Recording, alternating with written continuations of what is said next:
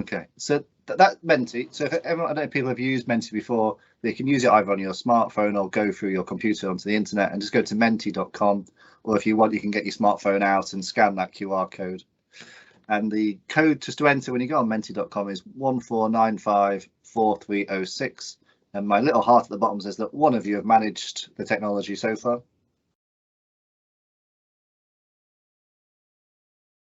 Yep. How are we getting on? So I'll just skipped. And then what we can do, if my computer will wake up, is move to the next slide. There we go. So that's just a reminder of what we talked about earlier about what we want to cover across this collaborative. So it's very high level objectives, but we went through them a little bit earlier. So I'll skip over that now because there's only a few of us. So this was going to be a bit of fun if there was 30 of us, but for 6 of us, do you mind just kind of trying to remember where Nottingham is on this map of the country? Just click to see where you're based at the moment, if that's okay.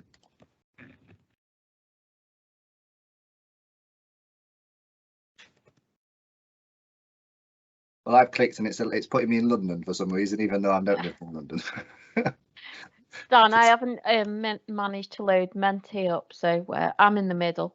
You're in the middle, Karen. Okay, so anything you want me to add, I can type it in. Yeah, sorry. I was trying to reach for my phone. I think I clicked before you, Dan, and it was showing London. I'm not actually in London. I'm in the home counties, so I think that was my dot. Thank you. Well, Karen, if you can manage to go to Menti, you just enter that code in at the top and of the screen, and you can join. Okay. So we've just got, again, Menti takes a little bit of time. Just got 3 questions that we'd like just to go through as a group, please. And again, just jump in, and I'll try and get my computer to move on. And this is going to anyone on the call, so either sites you're working in, ESIS colleagues, or Sarah, sites that you're supporting, or Neil within the organisation. What bits of your workforce are you proud of? What innovations are you proud of? What support and education are you providing your workforce that you're proud of? Because these are the bits, these are the best practice that we want to pick up out of your organisations and carry over to another and share that best practice. It saves us the work of doing it, but also makes these connections between you guys on the call as well.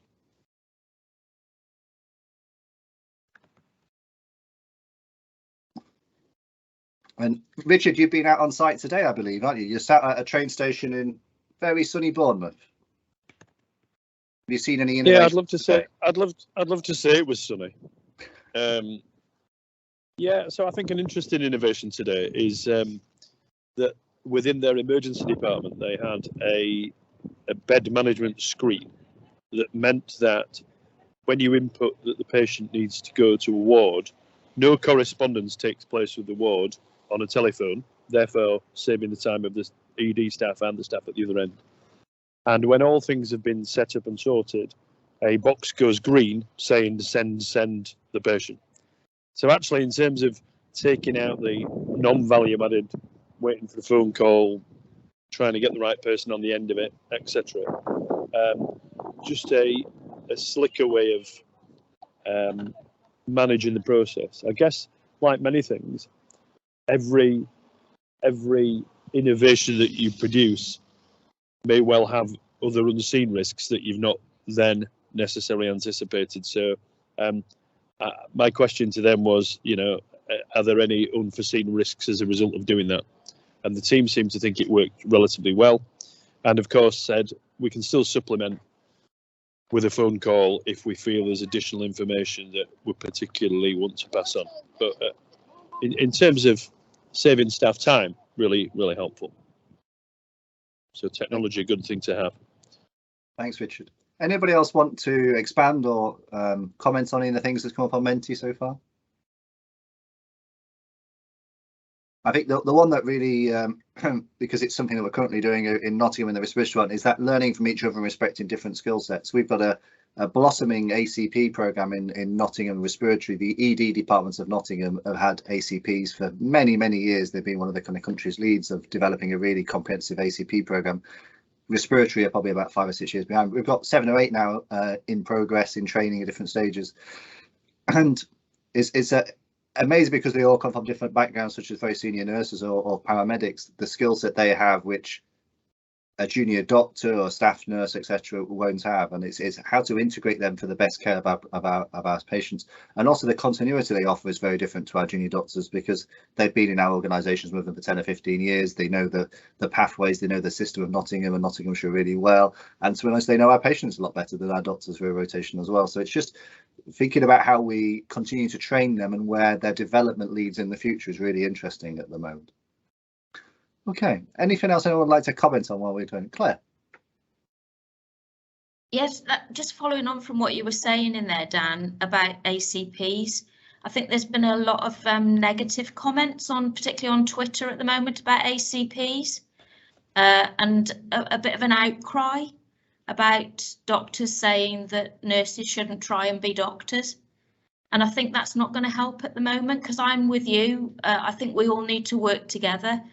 And the way that I was taught as an AMP was that if you looked at a tree and you looked at the leaves, they all looked like they were doing the same thing for the patients together, and you couldn't tell where they'd come from. And that's what we need in a multidisciplinary team. It doesn't matter where your roots are, as long as you're working together for patients.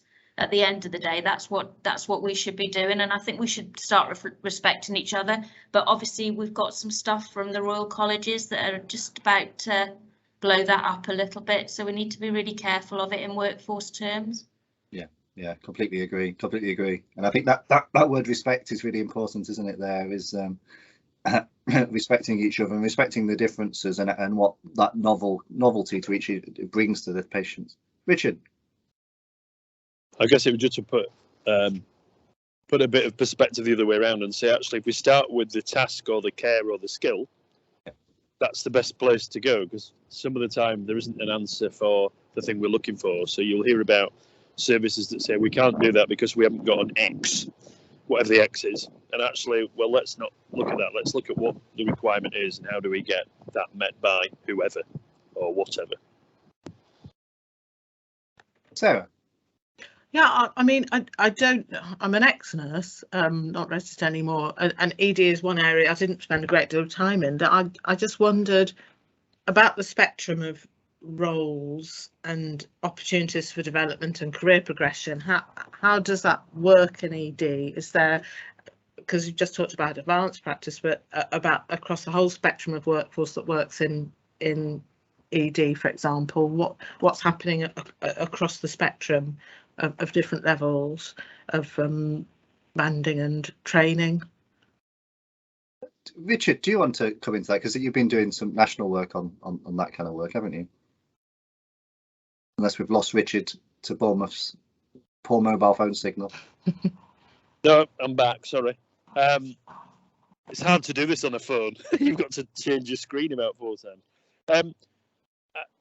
Yeah, I guess to not become too ED-centric about it, I think one of the important things that fits with a broader workforce piece is how do we attract people into a career development framework that's clear, that's transparent, that's obvious, and we wrap around opportunities for them to progress. And I think some areas like ED have probably got an obvious trajectory that's probably been a little bit more transparently described because places like the RCN have created a competency framework. But I think what we do know from workforce data is that training and development are a bigger driver than money, for example. So I think if we can create a clear trajectory for people coming in, they're more likely to apply for a role. And of course, we have to put our money where our mouth is and be able to meet the needs to develop them further. But I think there's some useful learning that does come across from some of the work around ED. But I'd like to say it should be broader than that, because clearly the workforce challenges are pretty much everywhere. And in your sector in particular, I think in that integrated care sector, I think it's a real opportunity to think about what could that look like in order to attract people, because it's certainly an area that is very difficult to attract to by and large.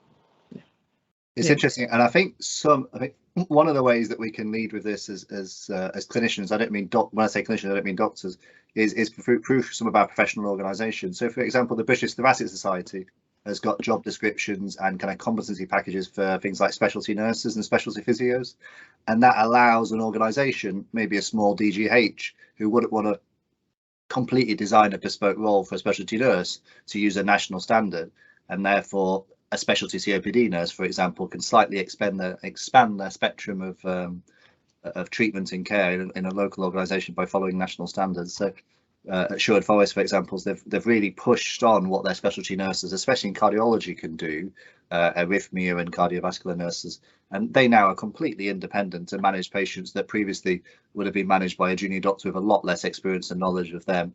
And it adds the continuity because that same nurse takes that patient into their clinic and sees them after discharge. So some of that, I'm sure, again, we will know on this collaborative, hospitals who have got job description and training programs that we can share around people, but also some of it will are stuff that we can kind of share through national bodies. Excellent. Well, that was a great discussion. We've only done one of our 3 questions so far, so I'm going to move on if that's okay, as long as I can get Menti to behave itself. Let's have a go. There we go.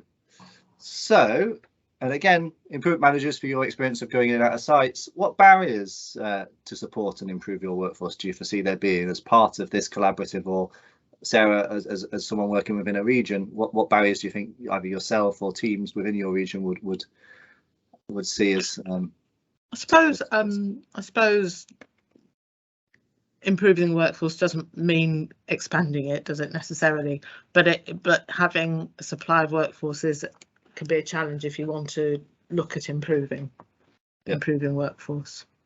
And I guess if you're thinking in terms of a cross sector and wanting as an ICS to look at your workforce more as a system and opportunities across that system, then you have differences in pay and other things in certain sectors compared to health, which might be challenging in terms of trying to look at workforce supply, flow and development across the board. So that might be a challenge. So the supply question is often, understandably, one of the most difficult things, especially when we go into hospitals or in the extremes of the country, so right in the east over in Lincolnshire and right in the west in kind of Herefordshire. But there are in those areas as well really good examples of how they've kind of either created their own supply or thought more innovatively about supply. So in North Lincolnshire, got a really successful now refugee doctor program, completely untapped resource. There's probably 2,000 refugee doctors in this country who are unemployed. So that's a resource that, again, we can share that information across different organisations. You're quite good at this in the Northwest already, Sarah, in terms of supporting refugee doctors through the REACH programme in Manchester, but that's one package. But in Liverpool, they've also been doing refugee nursing programmes as well recently. And then I know over in Lincoln, fantastically at training their own consultants. They've got a CSER programme that trains 15 ED consultants over the last 10 years. So there's some good examples we can share about that doesn't ignore the fact that recruitment is really difficult and there is not an untapped resource there. Sorry, not a completely infinite resource there, but some things that organisations can do. So we can share those things. Oh, something silo working, finding the time to be imaginative, actual processes to recruit and protected training time. Yeah, I think that's really important. Anybody else want to comment on some of the things that's come up on Menti? The retirement question I think is interesting. Primary care, I'm a hospital doctor, but primary care are going to hit this brick wall in about 2 to 5 years, I think, especially with changing working of GP practice to more virtual working and stuff. It's a very interesting space, and I use the word interesting carefully. Interesting space at the moment. Anybody else? Is that a challenge across many staff groups in terms of retirement and coming back and being supported, or staying or coming back and being supported too? Are there barriers generally? I think there are, and I think it's sometimes a good sign of an agile organisation that gets retirees back and how they support them in different roles, because there are a lot of, and again, I'm approaching this completely from a doctor hospital centric approach. Lots of consultants, when they hit a certain age, especially with the pension problems that people are having at the moment, do not want to work 5 days a week and thinking of innovatively about using their experience and their resources in a different way. There's a fantastic colleague at Sherwood Forest Hospitals who's running the virtual ward up there, and he can do that more flexibly. Doesn't always need to be in hospital when he's doing that. There was concerns about health, so he didn't want to be seeing patients in person. He's reduced his hours, but is being probably more effective than he was on awards, managing more patients virtually than he would do on a ward-based phase. So yeah, I agree, Sarah. I think that there definitely is we have to think quite flexibly about how we retain staff from all grades when they get to a stage where they're thinking about retiring and disappearing. A really good example of this is Claire, who retired and then took on even more work. Yeah, absolutely. Yeah. I think there's so we knew that the retirement bubble was coming, Dan. Yep. So over the last 10 years, we've had lots of programs where we've trained many more people of all professions. I think the one huge workforce mistake that we made was we trained all these people up and then we didn't create supernumerary roles for them to keep them in organisations whilst they waited for the people to retire. So actually we trained a workforce for anybody else who wanted it. So those people didn't stay in the organisations. They went to Australia or New Zealand or to another part of the country where they could get jobs. So that pool that we created, we lost, I think, in my experience as a kind of director over the last 10 years, because everybody knew it was coming. I think for the first time in my kind of 40 years, I've seen people who don't want to come back to work once they've retired. There's a huge relief that they've actually got to retirement age, and they're saying, I don't want to work anymore. I want to do anything but work back in health or social care. And I kind of, there's a lot of particularly nurses that I've worked with who have worked for years and years and years after their retirement in some way, shape or form, but people just don't want to do it anymore. And whether that's a generational thing, or whether it's because of COVID, whether it's because of burnout, whether it's because of the things that we're putting on people, I don't know, but I do think we need to do some work on that, because there's a lot of people who could do some work but simply don't want to. I think Richard makes a really important point. You've managed to find the text function on your phone. Actually, if we need to think about flexible working before retirement, actually, because that might solve some of the problems that Claire's just described about retaining people going forward, and they might not need the sweet relief of retirement to reduce that burnout. So just going through those comments on Menti, two of those comments were about us as ESIST and the people working on this collaborative, and actually trying to ring fence some time for the members of the collaborative just to be able to kind of have that headspace to be able to do some of these demanding capacity assessments that we can help with, but also have that kind of space to do some imaginative and innovative thinking as well. So we can hopefully do some of that within our webinars, but also our improvement managers can do that on the ground, hopefully with people, and we can feed that back to the 15 sites that say you just need to give your staff a little bit of time. And the other two things is we need to look at interesting idea about retirement of the workforce, but also how to attract and retain staff. So last question, and then we need to go back to our group, I think, in 8 minutes. So what support would be most helpful? And this is both in what kind of process, i.e. is it virtual, webinars, in person, but also what practical support? Is it resources? Is it videos? Is it connecting you with other people? Is it case studies? I'm giving all the answers away here, and I don't mean to lead, so I'll keep quiet.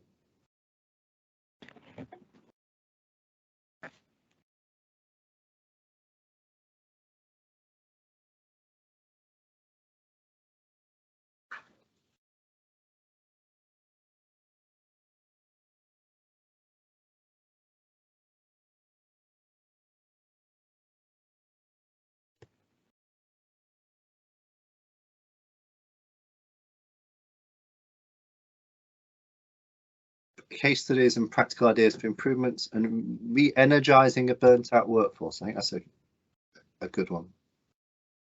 Asking teams what would help them to do their work easier and sharing examples. Yeah, again, is anybody who would like to kind of expand any of those at all that they've typed in? Connecting to others, be the voice for frontline staff who often have the answers but can't necessarily articulate and evidence the ask.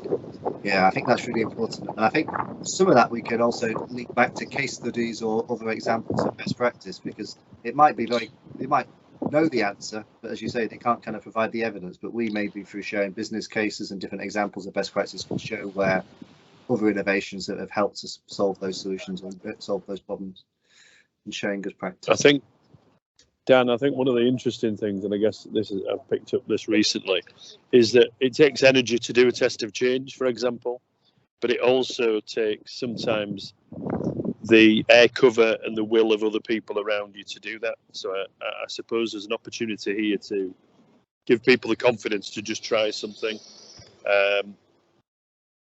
I think, and I am going to say a human factors phrase because it would be normal for me, is that from a clinical perspective, clinical people are recognising the human factors world as wanting to have the right answer before they go about doing something, because they link outcome and success to competence, and therefore failure to plan or incompetence. And that's just a recognised thing in the literature. So what's really important is to say we don't need to know that much about it. We need to plan it a little bit and anticipate, but actually we don't need to worry too much about being perfect or getting it right. We just need to have a go. So I think being able to help people to frame some of that would be a useful support mechanism. Thanks, Richard. Claire? Yeah, there's also something about helping people to understand organisations, Dan, I think, for us to help people to understand organisations, because what I'm finding is that people don't know where to go with their ideas. They don't know how to take something from the germ of an idea into their organisation to get support. And having worked with one of the consultants who laughs at me now because he said if I asked for it, I could get an audience with the Pope.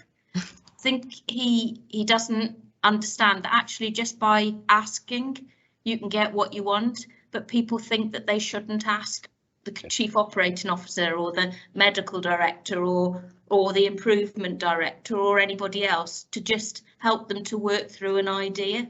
So I just think it's about busting some myths, helping people to understand organisations, helping them to get their ideas launched. And that's improvement in a nutshell, isn't it? Yeah, and connecting those different levels of the hierarchy and breaking that down, really important. Karen? It's just picking up on what Claire said, Dan, and this is where Richard will probably want to come in maybe. We were working with a system right up north near Hull, and their A&E workforce was poor. Quite often got 30 to 40% vacancy. And when we actually unpicked it, there was no training packages in place or any kind of like promotion elements in A&E with the nursing staff. So ESIST worked with the two particular matrons and coached and helped them, and so that they understood and they could articulate in evidence what their ask was, costed it out, etc., etc. And then they were the voice that went up to their exec board, right up to the nurse director, and through that paper now they've had a lot of their what they wanted approved, but it was actually they knew what they needed, but they didn't know how to get there, how and the who, and that's where the coaching came in for me as well. So I just kind of like wanted to share that, and I've just had another idea as well whilst I'm talking about this, Dan. The two matrons who led on that work, I'm sure are still in touch with Rob Panarti, who's one of our ESIS clinical associates, and they'll probably also still be in touch with Richard if need be. I'm sure they may well speak at one of these webinars, Dan. That'd be fantastic. That'd be really good. Thank you, Karen. Sarah? Yeah, it was just reflecting on the comments about people not knowing where to go to with their ideas, and I guess I'm sure we've all been there. As when I was a clinician, I was in that position, but one of the hospitals I worked with, and it's probably obviously beyond the scope of this project, but the chief exec was always walking the floor, and people got used to it in the end. So they talked to him, and actually a lot of people felt that they were able to propose their ideas and talk to that chief exec about their ideas, because people got used to them being around, just taking time to walk the floor, and other senior managers to be there and have a presence. Yeah, I think it's a really good marker of a really good. Well, look, communication, I think, has come on a long way, even in the kind of the 15-20 years I've worked at the NHS, from kind of top down. But it's very easy, isn't it, when you walk into an organisation, you can feel how comfortable staff are of talking to senior members of staff, i.e. directors or executives. And it always still worries me about organisations that aren't comfortable, because what are they not telling their seniors? If they're not able to go out and say, I need 5 more members of staff because of pressures, they're also not going to go and raise escalations or concerns or anything. I have that confidence. So it's really important. Right, well, we're at 10 to the hour, so Crystal's very kindly popped a link back into the main room. Just to let everybody know on the call, we're going to take what you guys have told us, we're going to look at the Menti, and we'll use that, especially with examples like Karen, for the fantastic staff over at, was it Hull you mentioned? It was Enlagden, actually. It's near to Hull. Yeah, to build the 4 webinars and the kind of package around it. All of that will be on our NHS Futures site as the kind of a reference place for people to join, and for people like Sarah and Neil. Any further comments that you have going forward, please let us know, and we hope to see you at some of the events going forward that we can host for the Workforce Collaborative. And also, obviously, our improvement managers who will be in your organisations, Neil, and stuff, if you need anything from them, they can connect you to different people as well. So thank you everybody for such an interesting and helpful discussion this afternoon. Can everyone click or go back to the previous meeting that we were in, just for everyone to kind of bring all this to a close? Thanks, lovely to meet you all. Thanks. Thank you. Thanks, Dan.